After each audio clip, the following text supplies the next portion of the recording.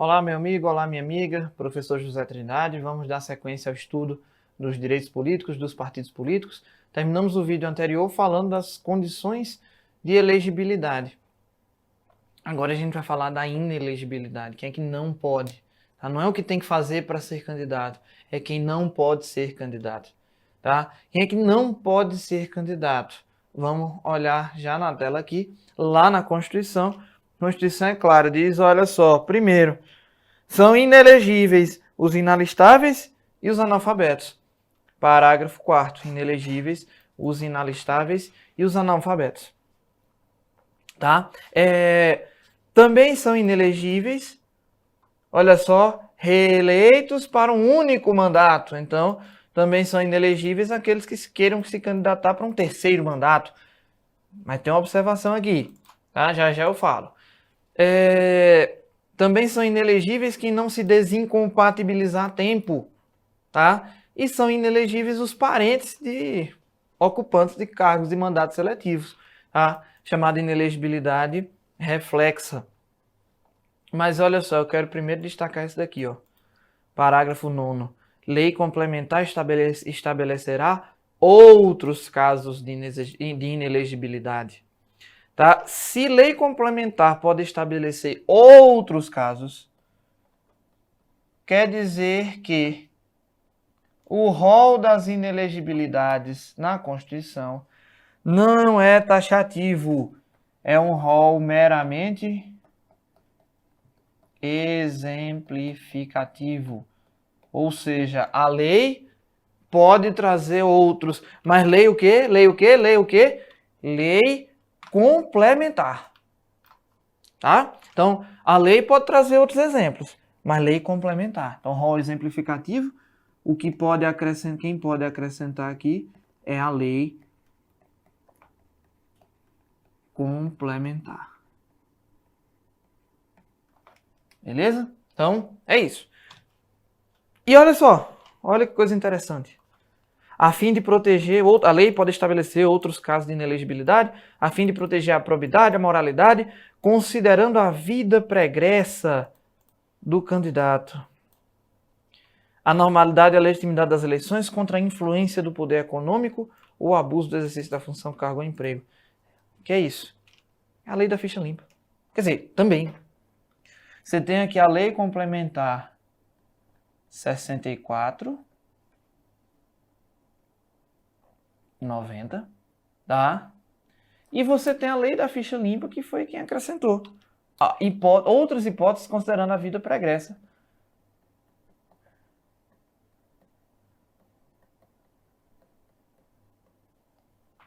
Do candidato. A lei da ficha limpa, lei complementar 135, 2010. Fechado? Então, é isso. Mas a Constituição traz o seu rol exemplificativo, mas é um rol que você precisa dominar. Tá? Então, vamos lá. Rol de inelegibilidades. Primeiro, os inalistáveis.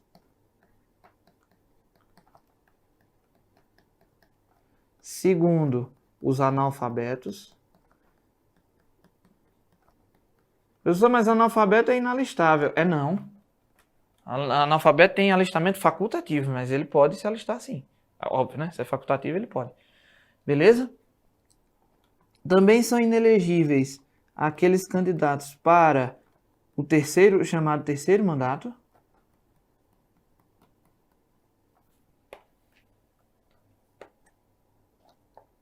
Também são inelegíveis os não desincompatibilizados.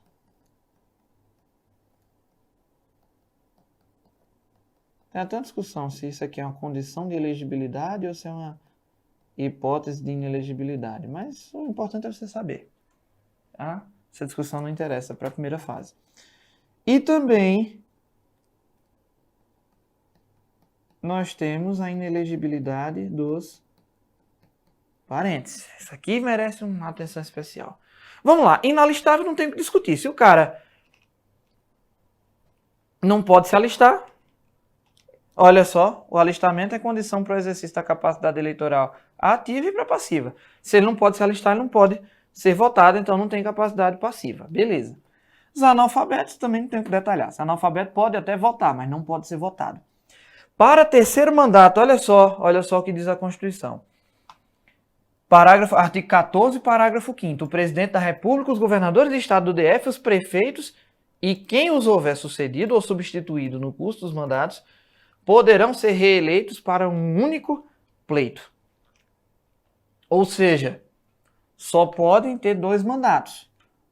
Mas isso daqui vale apenas para quem? Presidente da República, prefeitos, governadores e vices. Ou seja, essa restrição aqui de ser inelegível para o terceiro mandato vale apenas para os cargos eletivos do Poder Executivo. Governador, prefeito, presidente da República e seus respectivos vices. Legislativo pode ter quantos mandatos for. Tá? Lembre disso, gente, pelo amor de Deus. Legislativo, quantos mandatos forem. Você não vê? Tem um deputado lá na minha Paraíba, um cara chamado José Lacerda Neto. E eu lembro como hoje, eu era criança, eu vi o programa eleitoral, gostava de ver o programa eleitoral. Só criança mesmo, não é pra ver, né? Porque é só uma piada mesmo. E aí o cara chamava José Lacerda Neto. Ele dizia, sou deputado há 44 anos.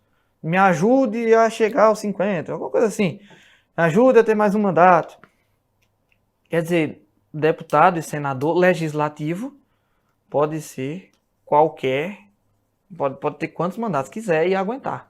Beleza? Agora, executivo não, só pode ter 2 mandatos. Inclusive o vice.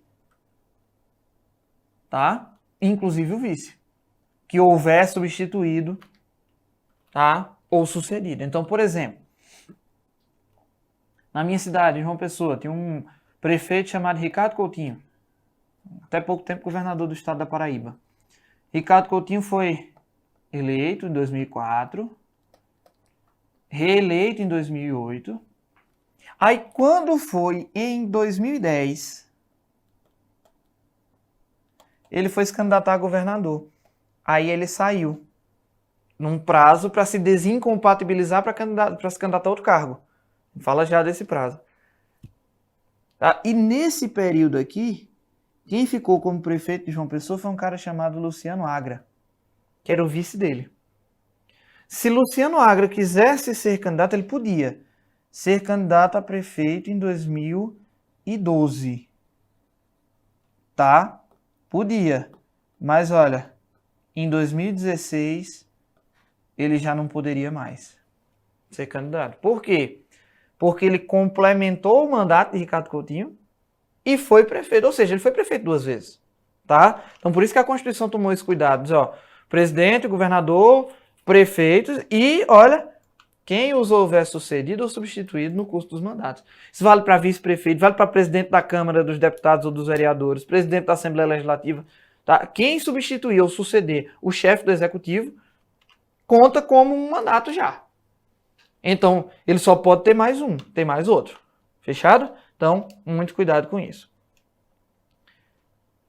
Mas vale a pena para o Executivo, reforçando.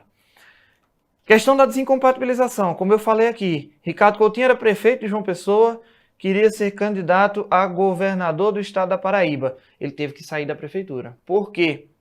Porque a Constituição exige, olha o parágrafo 6º, para concorrerem a outros cargos, o presidente da República, os governadores de estado do Distrito Federal e os prefeitos devem renunciar aos respectivos mandatos até 6 meses antes do pleito. Tá? Então, cuidado com essa tal de desincompatibilização, porque tem algumas peculiaridades. Vamos lá. A desincompatibilização. Primeiro, de novo, apenas para o Executivo. Veja que a Constituição foi clara. Segundo, olha só. Para concorrerem a outros cargos. para outros cargos.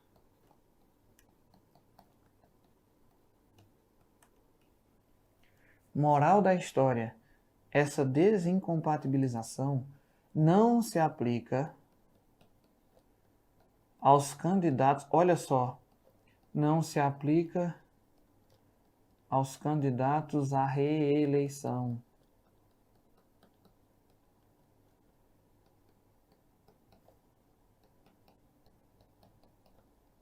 Para ser reeleito, eu não preciso renunciar ao mandato. Quer dizer, para ser candidato à reeleição, eu não preciso renunciar ao mandato.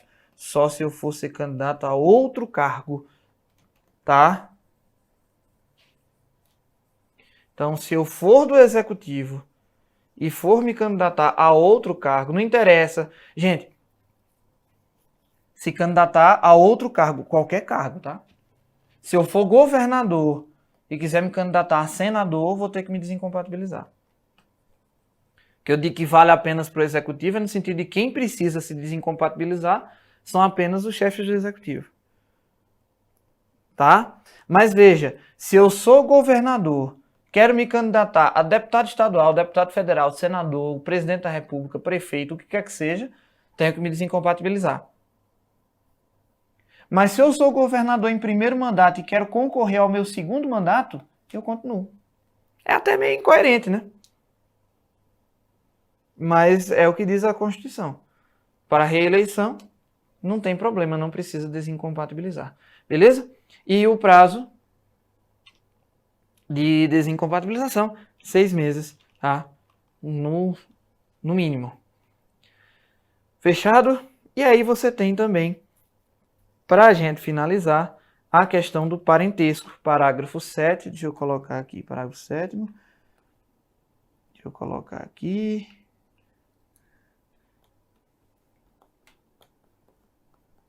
Também são inelegíveis os parentes. Mas parente de quem? Olha só. No território de jurisdição do titular, o cônjuge e os parentes consanguíneos ou afins até segundo grau por adoção do presidente da República, do governador do estado ou território, do Distrito Federal, do prefeito ou de quem os haja substituído. Ou seja, essa situação aqui só se aplica aos parentes dos chefes do executivo.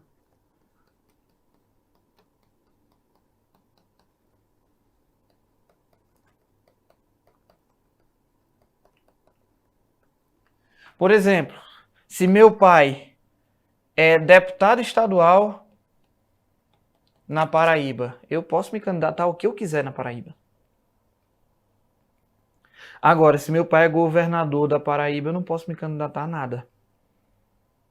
Na Paraíba. Mas em Pernambuco eu posso. Por quê?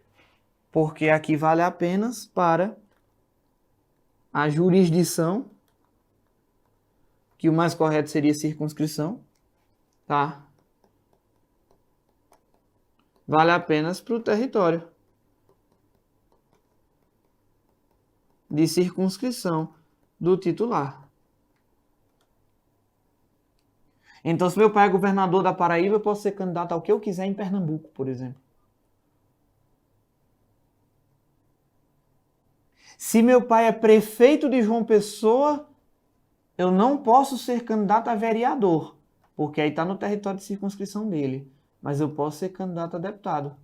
Estadual, federal, senador, governador. Por quê? Porque ele não está mais no território de circunscrição dele. Não estou sendo candidato em João Pessoa, estou sendo candidato na Paraíba, aí é diferente. Tá? Se meu pai é governador do estado da Paraíba, eu não posso ser candidato a deputado, não posso ser candidato a senador, não posso ser candidato a prefeito, não posso ser candidato a vereador. Mas eu posso ser candidato a presidente da República. Porque aí não está mais no território dele. Assim, apenas no território. Fechado? Então, parentes, tá, dos chefes do executivo não podem se candidatar no território desse chefe do executivo, no território de que aquela pessoa, aquele parente é chefe do executivo. Tranquilo? Em outro território eu posso. Lembrar que esses parentes são até segundo grau, tá? Parente, lembra que grau de parente você conta você conta indo para os pais, né? Então, por exemplo, eu tô aqui. Aí eu sempre vou para os meus pais, primeiro grau. Irmão. Irmão é segundo grau.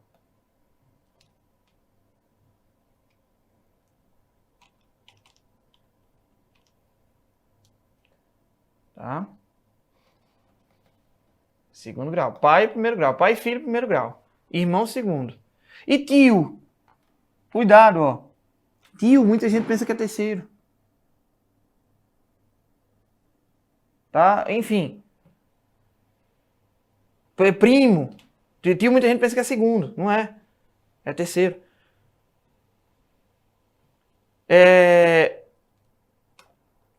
Sobrinho. Sobrinho, muita gente pensa que é terceiro, é quarto. Enfim, é confuso isso daqui. É lá do direito civil, daquela parte de família. Graças a Deus não é minha área, tá? Não vou nem adentrar muito para não dizer besteira, se é como já disse, mas só quero exemplificar, tá? Parentes de até o que você precisa saber para a prova de constitucional. Parentes de até segundo grau. Fechado?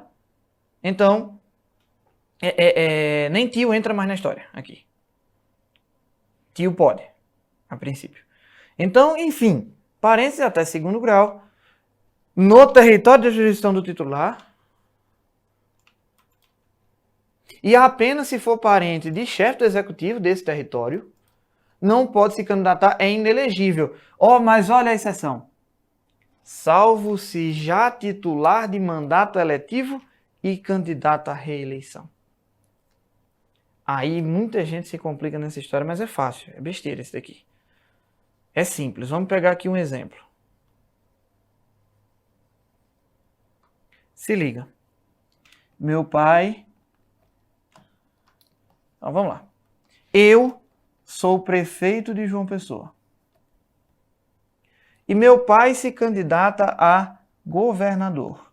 Pode? Pode. Mas você já é prefeito. Sim, mas ele não está se candidatando no meu território. Está se candidatando num território mais amplo. Então, em 2008, ganhei para prefeito. Em 2010, meu pai ganhou para governador. Quando foi em 2012, eu quero me candidatar a prefeito de novo. Só que meu pai já é governador daquela circunscrição territorial. Em tese, eu não poderia ser candidato, porque se meu pai já é governador, eu não posso ser candidato a prefeito. Mas como eu já era prefeito antes e estou sendo candidato a reeleição, então pode. Eu posso ser candidato. Beleza? Tem que ter cuidado com isso. Tem que olhar o que é que a prova vai dizer. Se fala, meu irmão, se a prova der um exemplo, der uma situação hipotética, e te falar assim, fulaninho é parente e tal, vai ser candidato. Você olha, é no mesmo território? Você olha duas coisas. Você olha o território e você olha se é reeleição.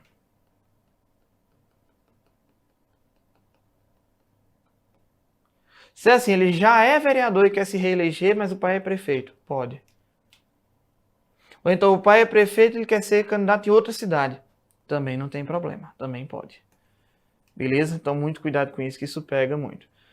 Para fechar isso daqui, a nomenclatura que normalmente se dá a essa situação de inelegibilidade é a nomenclatura de inelegibilidade reflexa, tá? Inelegibilidade reflexa, porque não é uma condição da própria pessoa, é uma condição de parentesco, tá? Inelegibilidade reflexa.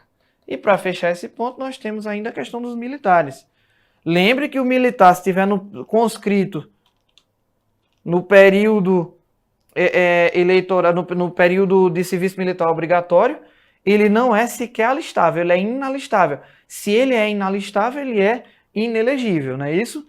Aqui eu estou falando de outros militares. Estou falando, olha o que a Constituição diz, um militar que é alistável, ele é elegível atendidas as seguintes condições. Se contar menos de 10 anos de serviço, afasta. Se contar mais de 10 anos, ele, enquanto candidato, ele é agregado como adido na autoridade superior, e se for eleito, vai para a inatividade, tá? Ele vai ser reformado, vai para a reserva. Então, por exemplo, eu sou tenente, quero me candidatar. Se eu tenho menos de 10 anos de casa, eu tenho que me afastar para ser candidato. Se eu tenho mais de 10 anos, enquanto eu for candidato, eu fico como capitão.